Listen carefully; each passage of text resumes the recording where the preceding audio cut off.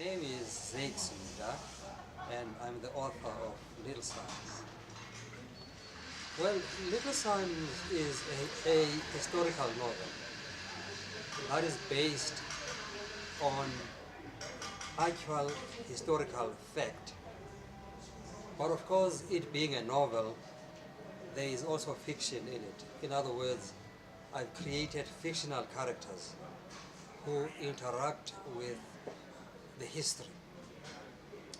The history that I'm looking at, the period I'm looking at first is 1880 to 1912 in the Eastern Cape amongst the Amampondomise people.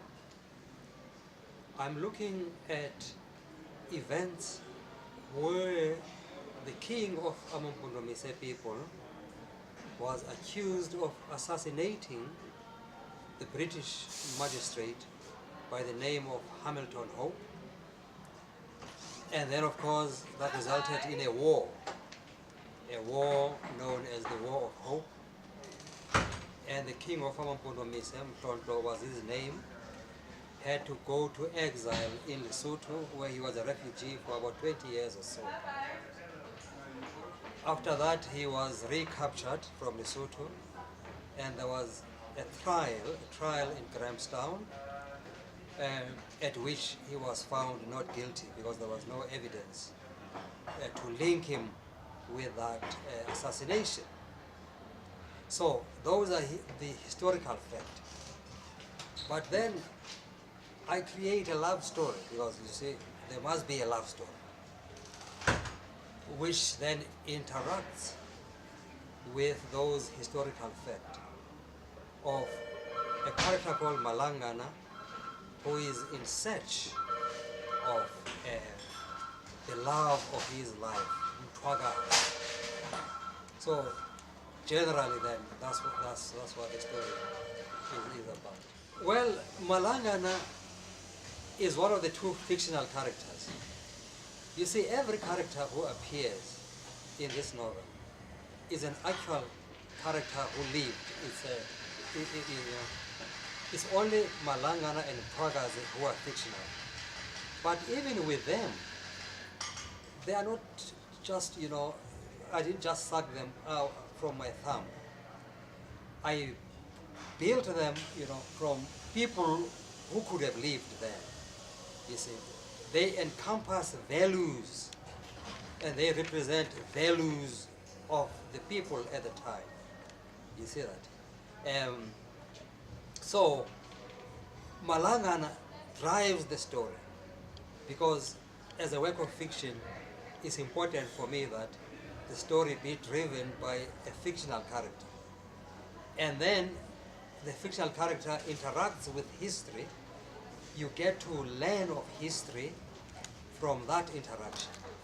What drives me mostly as a storyteller, first and foremost, I'm a storyteller. And history, of course, his story, which should also be her story, actually,